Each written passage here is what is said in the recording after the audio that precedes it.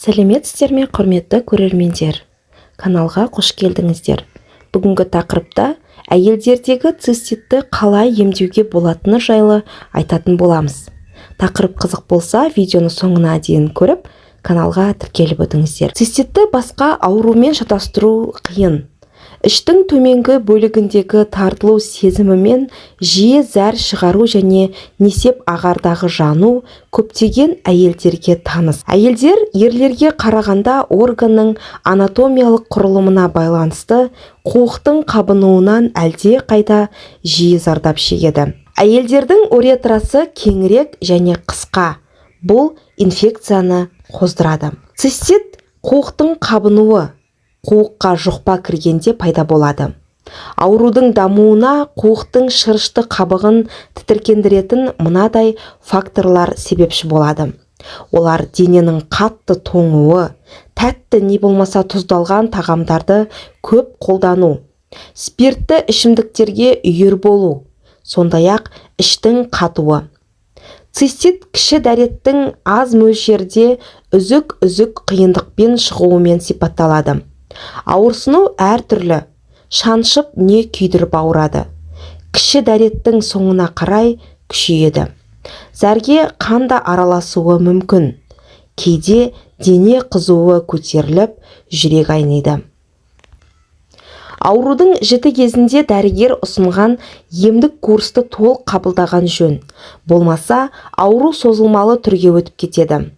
Циститтің алдын алу үшін жыныс ағзаларын ұдайы жуып жүру керек. Жеке бастың тазалығын сақтап, қабынған ауруларды дер кезінде емдету қажет. Денеге суық тигізуден, суық суға шомылудан, не болмаса қыста жеңіл киінуден, қалбырланған не тұзы басым тағамдардан аулақ болған жөн. Циститті үй жағдайында емдеу міндетті түрде емдеуші дәрігердің бақылауында жүргізілуі тиіс. Сонымен қатар, ежелгі халық емшілігінде қолданылған мынадай кеңестерді де ескеру керек. Біріншісі, ол науқастың дене қызуы көтерілгенде оны төсекке жатқызып, аяғын булау қажет. Екіншісі, іш қату жағдайында касторка сияқты күшті іш жүргізуші дәрі беруге болмайды.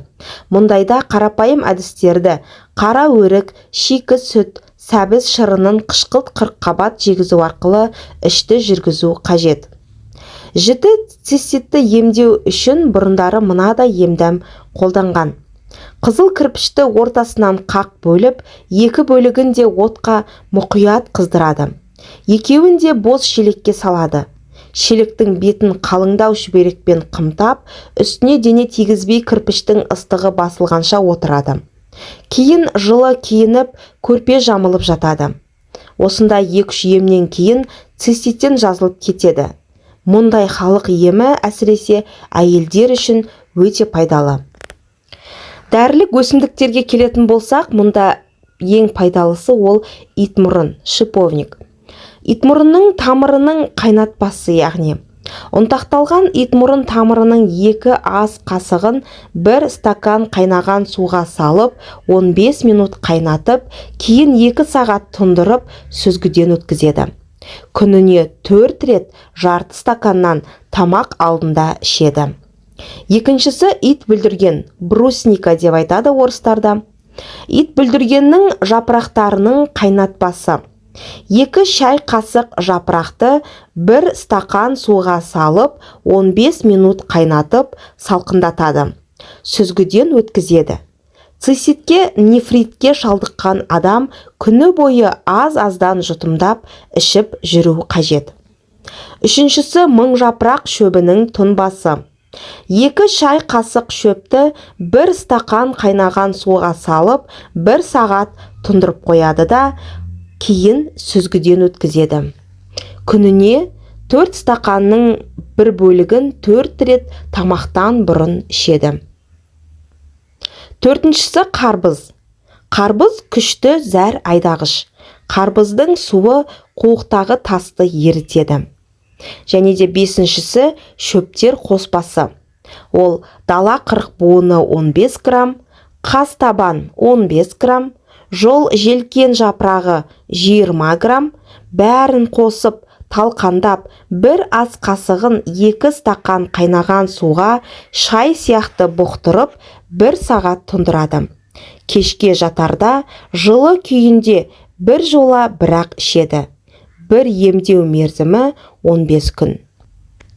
Және де циститке қарсы антибиотиктерде ішу қажет. Инфекцияны жою үшін антибиотиктер өте қажет. Қуықтың қабынуына арналған таблеткалар патогенді дәл анықтағаннан кейін әйелдерге тағайындалады. Циститке қарсы антибиотиктерді 3 топқа бөлу қажет. Біріншісі тетрациклин, екіншісі пенициллин, үшіншісі сульфаниламид. Терапия курсының ұзақтығы аурудың нысаны мен ағымына байланысты.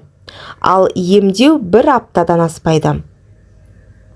Егер әйел ұзақ уақыт бойы бактерияға қарсы препараттарды қабылдаса, ас қорыту жолындағы бұзылулар түрінде жанама әсерлер пайда болуы мүмкін. Қант диабетімен ауыратын науқастарда жүктілік кезінде, менопаузада, лактация кезінде антибиотиктерді өте сақтықпен қабылдау қажет. Жүктілік кезінде қалай циститті емдеуге болады? Баланы көтеріп жүрген немесе бала емізетін әйелді кез келген қабыну кезінде мұқият анестезиялау керек.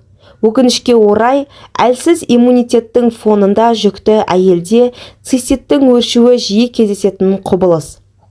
Достардың кеңесі бойынша таблеткаларды, майларды, суппозиторияларды немесе халықтық құралдарды тәуелсіз қолдану жағымсыз салдарға әкелуі мүмкін.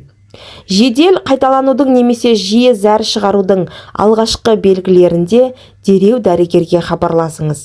Маман цистит формасын, жүктіліктің ұзақтығын ескере отырып, әр жағдайда жеке белгілерді азайтуға көмектесетін бактерияға қарсы, қабынуға қарсы және спазмолитикалық препараттарды тағайындайды.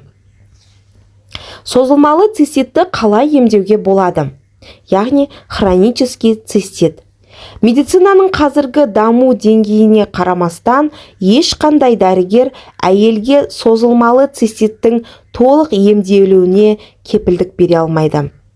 Қуыққа 1 рет суық тиіп, ауруды емдемеу керек. Өйткені қабыну гипотермиядан, ұзаққа созылған жүйке кернеуінен, тампондарды ұзақ қолданудан немесе жыныстық қатынастан кейін қайтады.